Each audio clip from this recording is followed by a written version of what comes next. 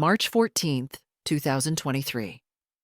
3:47 p.m. Security cameras at St. Mary's Hospital show a pregnant woman walking through the main entrance. Her name is Linda Hayes. She's 32 years old. Her husband says he dropped her off for a prenatal checkup, but hospital records show something disturbing. Linda Hayes was never registered that day, and the cameras, they never show her leaving. 3 days later, her phone pings at a motel 60 miles away. Police find blood on the sheets, blonde hair dye in the sink, and a DNA test kit on the counter. But Linda has dark brown hair, and according to her medical file, she might not have been pregnant at all. This is the story of a disappearance that doesn't make sense. A woman who entered a building and never came out, and a secret that goes deeper than anyone could have imagined. Linda Marie Hayes was born in Portland, Oregon, in 1991. She married Mark Hayes in 2019. They lived in a modest 2-bedroom apartment in Riverside, a quiet suburb. Mark worked as an insurance adjuster. Linda worked part-time at a local bookstore called Chapter and Verse. According to Mark, Linda had been pregnant for 7 months. She'd been seeing Dr. Patricia Fernandez at St. Mary's Hospital. The couple was expecting their first child, a girl they planned to name Emma. On the morning of March 14th, Mark says Linda seemed completely normal. She ate breakfast. She wore a light blue maternity dress and a gray cardigan. At 3:30 p.m., Mark drove her to St. Mary's Hospital for what he believed was a routine checkup. "I dropped her off at the main entrance," Mark told police. "She said she'd call me when she was done. I watched her walk inside. She waved at me through the glass door." Mark drove home. He expected to hear from Linda within an hour, but the call never came. At 5:15 p.m., Mark tried calling Linda.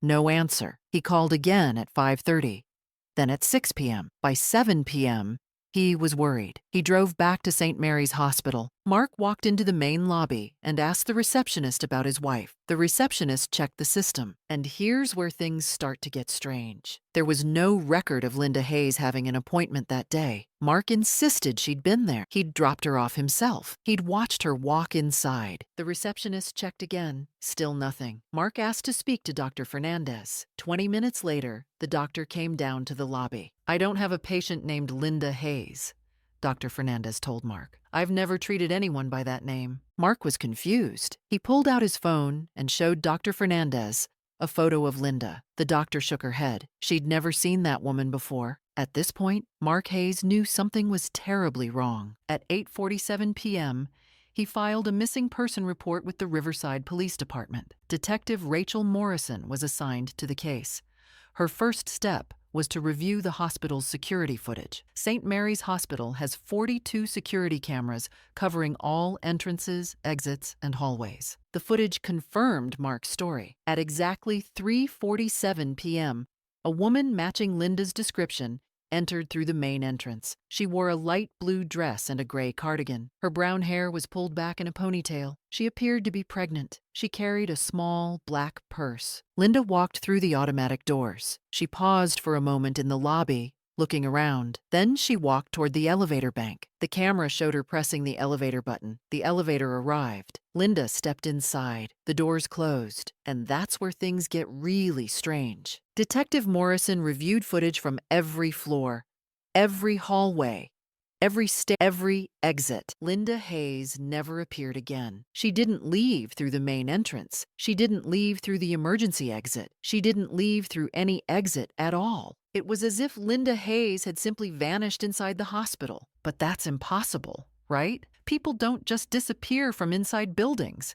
There has to be an explanation. Detective Morrison interviewed hospital staff, nurses, doctors, security guards, janitors. No one remembered seeing a pregnant woman in a blue dress that afternoon. No one remembered interacting with Linda Hayes. The detective checked patient records. Linda Hayes was not registered at St. Mary's Hospital. She had no medical file. Dr. Patricia Fernandez confirmed again that she had never treated anyone named Linda Hayes. But Mark Hayes insisted his wife had been coming to this hospital for months. And he had proof. He showed Detective Morrison appointment reminder cards with Dr. Fernandez's name on them. He showed her ultrasound photos from earlier in the pregnancy. Detective Morrison took the documents for analysis, and this is where the case takes its first major turn. The forensics team discovered something troubling. The appointment cards were fake. They had been printed on a home printer. The hospital logo was slightly off. The font was wrong. And Dr. Fernandez's signature? It didn't match any signature on file. The ultrasound photos? Also questionable. They appeared to be generic images downloaded from the internet. The date stamps looked like they'd been added later. Mark Hayes was shocked. He had no idea the documents were fake. He believed his wife was pregnant. He believed she had been seeing a doctor. So the question everyone was asking, if Linda had been faking her pregnancy, what was she hiding? On March 17th, 3 days after Linda's disappearance, her phone suddenly came back online. It pinged a cell tower near the Riverside Motor Lodge, a budget motel about 60 miles west of the city. Detective Morrison immediately sent officers to the location. The manager confirmed that a woman matching Linda's description had checked into room 104 2 days earlier. She paid cash. She used the name Sarah Bennett. But here's the detail that caught everyone's attention. She had blonde hair. The woman checked out early that morning, around 6 a.m., leaving the key on the desk. The manager didn't see her leave. Officers entered room 104. The room had been cleaned, but investigators found several items. In the bathroom trash, they discovered an empty box of blonde hair dye. On the nightstand, there was a home DNA test kit. The swabs had been used. And on the bed, forensics detected traces of blood on the mattress. Then, in the closet, officers found something that changed everything. A pregnancy belly prosthetic made of soft silicone designed to be worn under clothing to simulate a pregnant stomach. The implications were staggering. Linda Hayes might not have been pregnant at all. She may have been wearing a fake pregnancy belly for months, deceiving everyone around her. But why would someone do that? What was Linda running from? Or what was she planning? The DNA test kit from the motel was sent to the crime lab. Results came back within a week. The DNA on the swabs matched Linda Hayes. It was definitely her. But the blood on the motel bed? That told a completely different story. The blood belonged to someone else, a woman. And when the lab ran the DNA through the national database, they got a hit. The blood belonged to a woman named Rachel Simmons, 34. She lived in Portland, Oregon, and according to records, Rachel Simmons had been reported missing 4 months earlier, in November 2022. Now this is where the case becomes something much bigger than a simple missing person. Detective Morrison contacted the Portland Police Department. Rachel Simmons had vanished from her apartment on November 8th, 2022. She lived alone. She worked as a freelance graphic designer. Her family reported her missing when she didn't show up for Thanksgiving. Her apartment showed no signs of struggle. Her car was still there. Her phone and wallet were gone. Portland PD had no leads. Rachel's phone never pinged again. Her bank accounts showed no activity. It was as if she had simply ceased to exist. Now, 4 months later, Rachel's blood was in a motel room where Linda Hayes had stayed. The question everyone was asking, did Linda Hayes harm Rachel Simmons? Or was there another connection between these two women? Detective Morrison brought Mark Hayes back in for questioning. This time, the questions were harder. This time, Mark needed a lawyer. Mark maintained his story. He had no idea his wife wasn't actually pregnant. He had no knowledge of any fake documents. He had never heard of Rachel Simmons. He loved his wife and just wanted to find her. But investigators needed to be sure. They obtained a warrant to search the Hayes apartment. And what they found raised even more questions. In a locked drawer in Linda's desk, officers found multiple ID driver's licenses with Linda's photo but different names. Sarah Bennett, Michelle Torres, Jennifer Caldwell, credit cards in these names, and a notebook filled with handwritten notes. The notes were cryptic, lists of names, addresses in different cities, phone numbers from Oregon, California, Nevada, and at the back of the notebook, there was a single sentence written in capital letters. Find her before she finds me. Who was Linda Hayes trying to find? And more importantly, who was trying to find her? Detective Morrison traveled to Portland. She met with Rachel Simmons' mother, Patricia, who still hoped her daughter was alive. Patricia showed Detective Morrison photos of Rachel, a petite woman with dark hair and green eyes. She'd been building her graphic design business. She had a boyfriend, but they'd broken up a month before she disappeared. Patricia said Rachel seemed stressed in the weeks before she vanished, but wouldn't talk about what was bothering her. Detective Morrison asked if Patricia had ever heard the name Linda Hayes. Patricia shook her head. The name meant nothing. But then Detective Morrison showed Patricia a photo of Linda Hayes. Patricia's face went pale. She recognized her. "That's not Linda Hayes," Patricia said. "That's Emily. Emily Warner. She was Rachel's best friend and just like that, everything changed." Detective Morrison pulled up records for Emily Warner. She'd grown up in Portland. She attended Oregon State University at the same time as Rachel Simmons. They had been roommates, but after graduation, Emily had moved away. She'd lived in 3 different states over the past decade. And then, in 2019, Emily Warner's trail went cold. No employment records, no addresses, no social media. It was as if Emily Warner had ceased to exist and Linda Hayes had appeared. Linda Hayes and Emily Warner were the same person. But why had she changed her identity? What was she running from? As Detective Morrison dug deeper, a disturbing pattern began to emerge. Linda Hayes, or Emily Warner, had been changing identities for years. The driver's licenses found in her apartment told the story. In 2018, she was Michelle Torres in Las Vegas. In 2017, she was Jennifer Caldwell in San Diego. Each time, she stayed in a city for about a year, then disappeared and re-emerged somewhere else with a new name. The notebook found in Linda's apartment provided the next clue. Detective Morrison worked with analysts to decode the notes. They discovered that the names and addresses corresponded to women who had gone missing over the past 5 years. 8 women total. Different cities, different ages, but all of them had one connection. They were linked somehow to Emily Warner's past.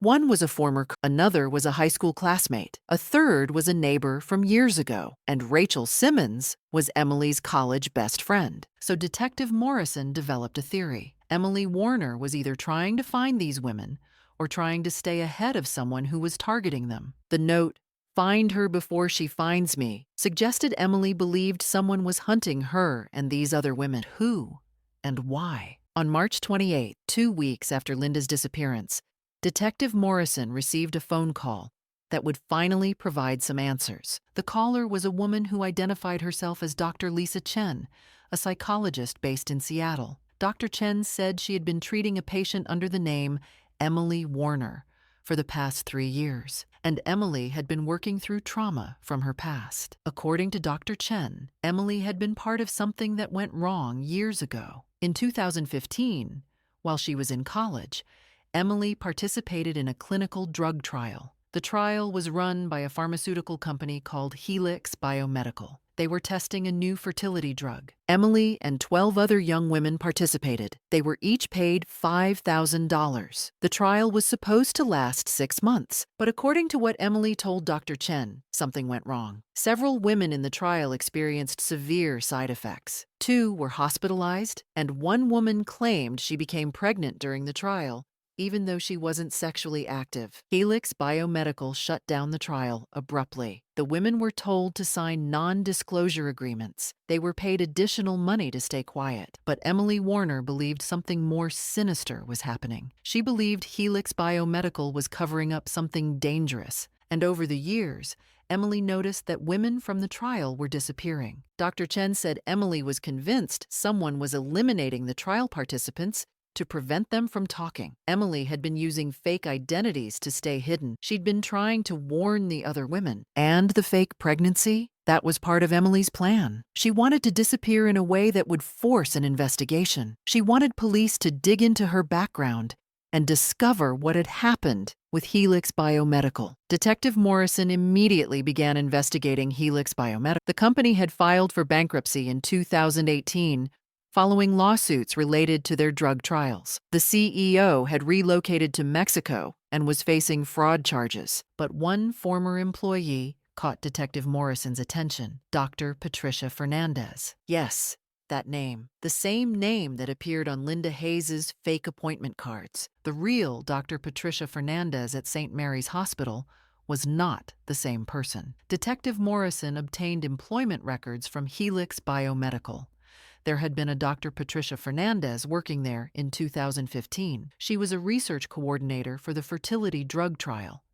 This Dr. Fernandez had left the company in 2016. Her current whereabouts were unknown. Investigators discovered something else. Dr. Fernandez had a daughter. Her name was Claire Fernandez, and Claire had a history of identity theft and fraud. She'd been arrested twice in California for running scams involving fake medical services. Detective Morrison believed Claire Fernandez might be involved in the disappearances. Perhaps she was working on behalf of someone trying to silence the trial participants, or perhaps she was working alone. But the biggest question remained. Where was Linda Hayes? Was she still alive? Was she hiding? Or had something terrible already happened to her? On March 31st, a hiker in the mountains 80 miles north of Riverside discovered something unusual, a small campsite hidden in the woods. There was a tent, a sleeping bag, supplies. Someone had been living there recently. Police were called. Inside the tent, they found a driver's license for Linda Hayes. They also found a burner phone.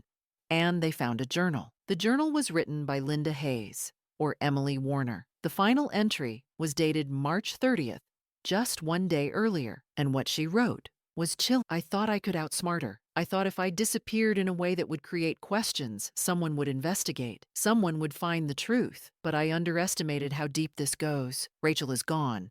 I know she's gone. I found proof, and now I know I'm next. If you're reading this, please don't stop looking. There are others. 8 women from the trial. Find them. Protect them. Find Claire Fernandez. She's the key to everything. She's not working alone. Her mother is helping her. The real Dr. Fernandez never left. She's been coordinating this from the beginning. Police immediately issued a warrant for Claire Fernandez and her mother. But when officers arrived at their last known address in Nevada, the house was empty. The neighbors said the family had moved out a week earlier. No forwarding address. As for Linda Hayes, or Emily Warner, she was never found at that campsite. Her journal suggested she was alive as of March 30th. But where did she go after that? Did she run again? Did she find a new hiding place?